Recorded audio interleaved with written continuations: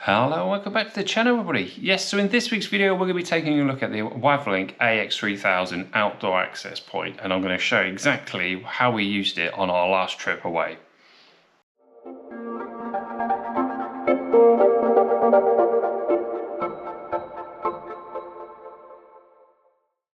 So with this product, I wanted to test out exactly how well this would work if I had this set up on the outside the caravan.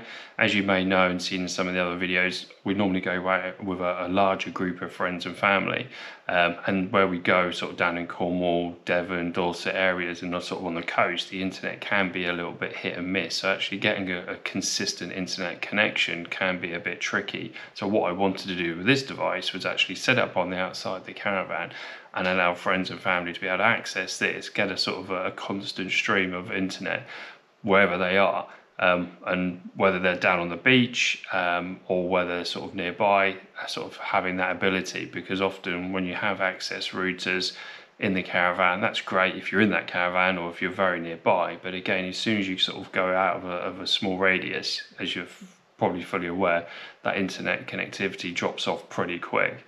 So what I wanted to do is just see exactly how well this would hold up in that situation, and that's what I'll show you in this video.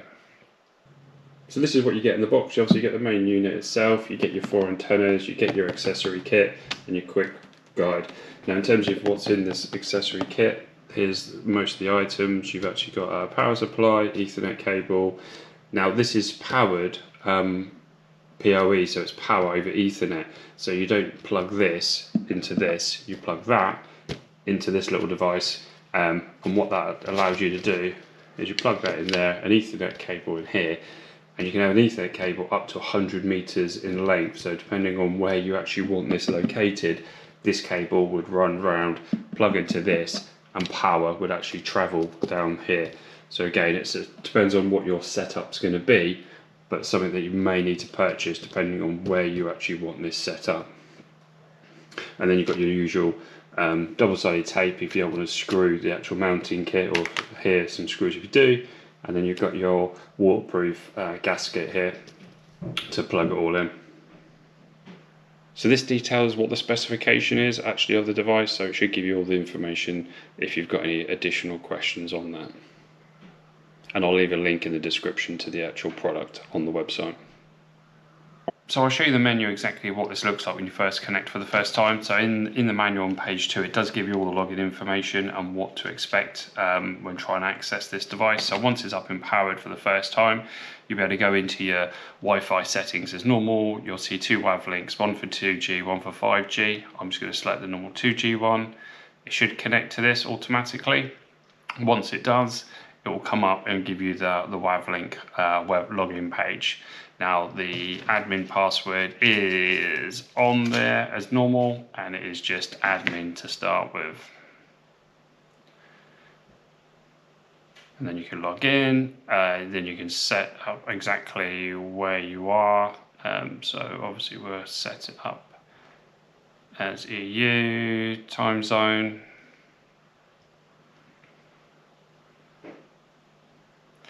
London. Obviously this is when you can now set your password. I'll just set it to password for this experiment. Then obviously you're then able to set up exactly what you want this to be called in terms of an access point name. You can keep it as default, or you can refer to whatever you want it to do. What it in terms of encryption, it'll give you obviously a drop down of what you can use, and then again you can set up a password for how to actually access the device, and then you should be able to click save, and then it'll go through saving that and setting it up for the first time. Once it's done this, obviously I'll only do this for the first time. As you're setting it up, if you get it wrong in any way and you want to reset it, you just hold down the button on the bottom of the router for 6 seconds, and it will take it back to this factory reset. But it's got all these settings in the actual manual itself.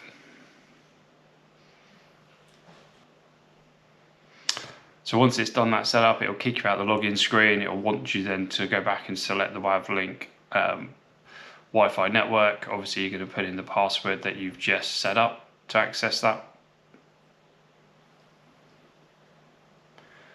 Once that's done, you can go back in, and then if you want to have a look at the login screen, it'll take you back to the portal once you've gone to the default page, which is just WAVLINK, and it'll take you back to this page, and obviously you'll put in whatever the new password that you've just set up,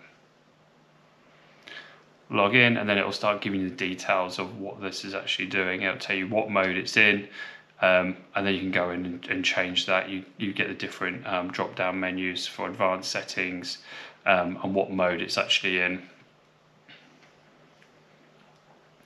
And on here you've got repeater mode, access point mode, mesh router mode, mesh access point mode, and mesh extender mode. So again, you've got a few different things to set up here depending on what you're going to be using this device for. Now I was just using it for a repeater mode because obviously I had it plugged into an external router itself. But once you've got that set up, obviously you can go through the motions, and then it'll do a restart, put it back into that mode. But it's as simple as that to get it up and running. And again, most of the details are in the manual or through the drop down. And if you're accessing this through your laptop, you'll get a slightly different screen with a couple of more options, but that's about it really. So with the right conditions, this device is supposed to support devices up to 300 meters away. Now pretty much everything that you see in shot now in terms of the beach and the grass area was the distance I was trying to be able to cover, and actually doing the testing it seemed to achieve that pretty well. Internet is still it's pretty much full signal. Now the caravan is way up over behind that park, so they're pretty impressive in terms of range. As you saw from the video footage from the beach, again, this is going to give you a really good sort of field of view of that access point if you're going to set up when you're going away camping. And as for allowing a group of people to connect to it, it was flawless, really worked well. Didn't have any complaints in terms of free internet for these guys. So yeah, from that, the idea of what I could use it for and how it actually worked did actually come true. And like I said, it gave you a really good area to set that up and work from. So the way I had this device configured was I actually had two bits of hardware. In the caravan, I was running a router, and that was doing some different tests of its own. At one point I was running 5G on a SIM card, and then other days I was running the local Wi-Fi connectivity on site. And then from that device I was using an Ethernet cable to the access point, which was obviously dishing out the Wi-Fi connectivity to friends and family.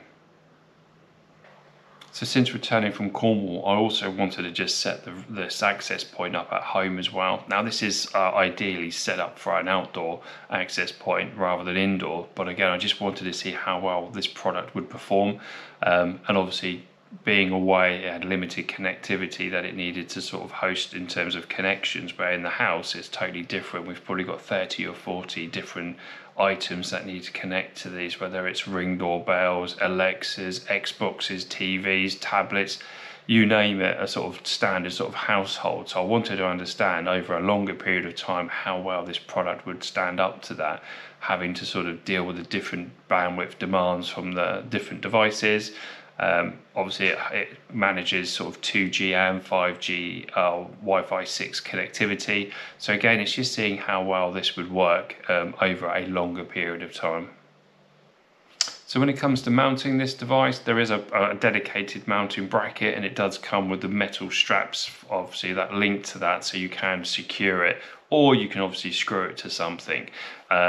Obviously, having this as high as possible is always going to be a winner, and obviously making sure there's no obstacles in its way, because obviously you want to be able to connect to this without any sort of thing sort of blocking that signal, whether it's a wall or something along those lines. Not always possible, but have a think about where the best location is for that. Now obviously when we had it in the house, that's not a sort of ideal location. It was just some additional testing that I wanted to do, rather see how well it performed rather than sort of get connectivity, because again, being in a house it should be fine anyway. Now, obviously, when we were in Cornwall, I had it sort of set up on the sunnier days just on top of the caravan and had that fixed in place, just so again, that was the highest position that I could get. And when I was not able to sort of do that because it was either raining or it was quite windy, the other thing I did was actually use one of the brackets that connects to the awning rail where you would normally hang jackets on with the hooks, because on the back, obviously, of the router, you've got mounting screw holes. So what I was able to do there was actually use 2 of those hooks to mount it, and so it could still give me access outside, but keep it secure as well. So what I had sort of planned for this device, I can say it's sort of been 10 out of 10 for what I needed. Like I said, I wanted an access point that would sit on the outside the caravan, get the best signal that I could over a large area without having to worry about it getting wet. It's ticked all those boxes. And in terms of the feedback that I've had from the others that were using this device, yeah, it's been really good. So yeah, the testing that I've done at the house as well so far, I can't really fault it really. It does exactly what it says on the tin. So if you are looking for an access point that, yeah, you can put outside that will extend an existing network, this might be something that you want to have a look at.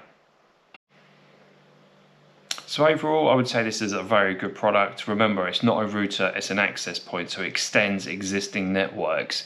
If that's what you're looking for, well, this definitely ticks the boxes. But like I say, this is for an outdoor setup primarily. Yes, you can use it indoors, but that's not what it was designed for. So again, you could put this in sort of the bottom of your garden if you were trying to extend it into sort of, depending how big the grounds were, or like I say, if you're away with a group of friends, then it's been a perfect device to use in terms of allowing others to use that. And ideally, I'm not overly that concerned about the internet. However, we do have kids, and again, keeping them occupied on devices at times is sort of essential. So it has been sort of a godsend on that aspect, and being able to just chill down the beach, going out for a bit of a paddle, swim, whatever that may be, come back, have that connectivity on the beach or wherever you are, it's sort of, yeah, worked out really well. So everyone's been happy. So if they're happy, it makes for an easier life. So yeah, definitely worth checking out if that's what you're looking for. But yeah, as always, if you've got any questions around this device or sort of how this is configured, then yeah, just drop me a message below. I'll try my best to come back to you. And as always, if you found this useful, if you can consider subscribing, liking and sharing, that would be great. And I will see you all on the next one. Cheers all.